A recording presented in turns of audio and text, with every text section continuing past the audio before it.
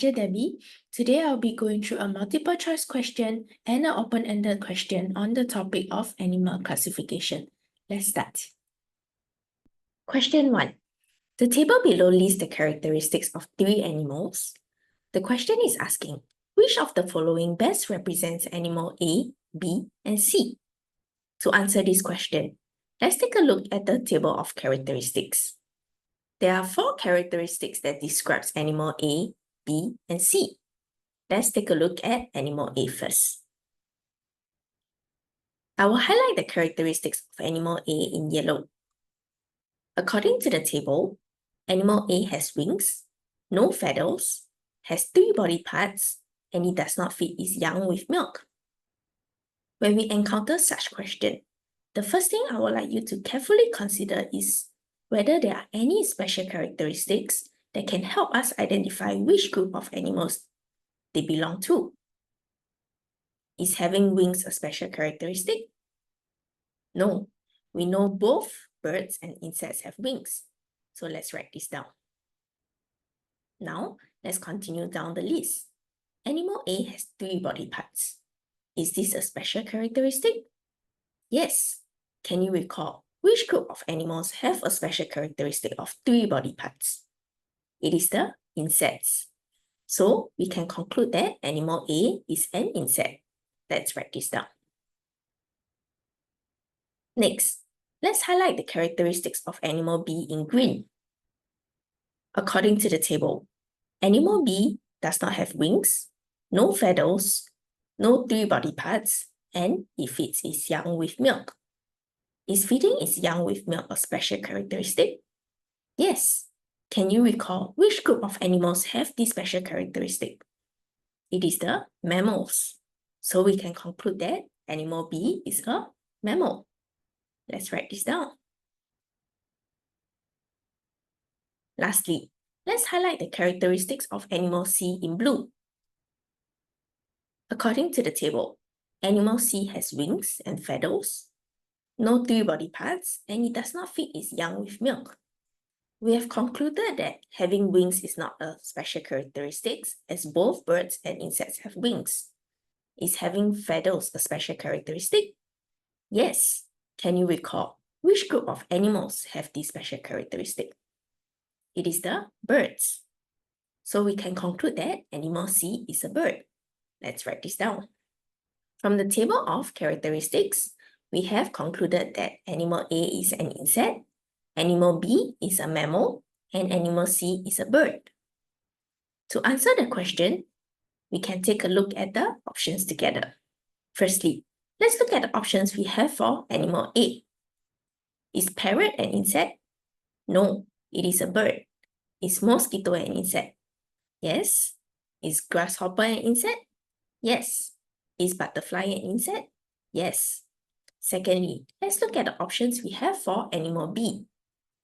Is cat a mammal? Yes. Is ostrich a mammal? No, it is a bird. Is beetle a mammal? No, it is an insect. Is lion a mammal? Yes. With this, we are able to narrow our answer to option 4. But let's take a look at the options we have for animal C to confirm our answer. Is cockroach a bird? No, it is an insect. Is goldfish a bird? No, it is a fish. Is snake a bird? No, it is a reptile. Is penguin a bird? Yes. Therefore, the correct answer would be option 4.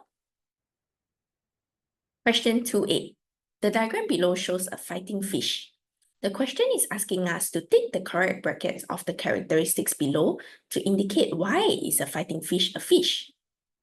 Before we analyze the 4 options given, let's first look at the diagram and label the necessary parts of a fish and discuss the function.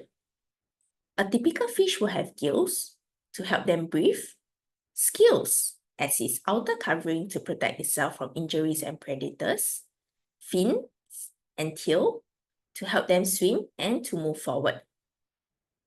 Now, let's analyze the 4 options given. First statement, it is a fish because it has scales. Is this statement correct? We have covered this earlier. Most fish have an outer covering of scales on their bodies, and this is special to fishes when compared to other types of body coverings like hair and feathers, which belongs to mammals and birds.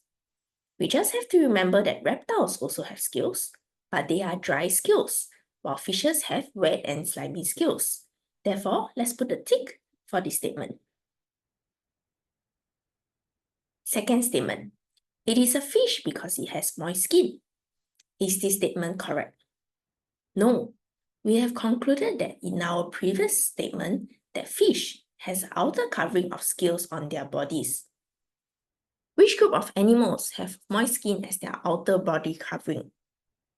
Amphibians like frog and toads. Let's write this down.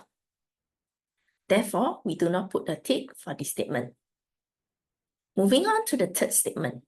It is a fish because it breathes through its gills. We have covered this earlier when we went through the diagram. Fishes have gills to help them breathe in water. So is this statement correct? Yes. Therefore, let's put a tick for this statement. Moving on to the fourth and last statement. It is a fish because it reproduces by laying eggs. Is this statement a special characteristic of a fish? No, there are other groups of animals that lay eggs too. So is it true that all fishes lay eggs? No, most fish lay eggs. However, some fishes give birth to their young alive, such as the mollyfish, guppy, and swordtail. Therefore, we do not put a tick for this statement. Next question. Question 2b. The diagram below shows a dolphin. Which animal group does the dolphin belong to? Give a reason for your answer. Can you recall which group of animals does the dolphin belong to? Are they fishes? No. Although dolphins have a fish-like body shape and lives in the sea, they are actually mammals. What are the characteristics of mammals that dolphins possess? One special characteristic of mammals is that they give birth to young alive and feeds them with milk. Does dolphins have this characteristic? Yes. Dolphins also have some hair at its tip of its nose, especially when they are very young. So let's phrase our answer for this question together. So which animal group does the dolphin belong to? Mammals. Dolphin give birth to young alive and feeds its young with milk. When the dolphin is young, it also has hair at the tip of its nose. We hope you enjoyed this video and find it helpful. Please give us a like and please subscribe to our channel for more useful science content. Thank you, and I will see you next time.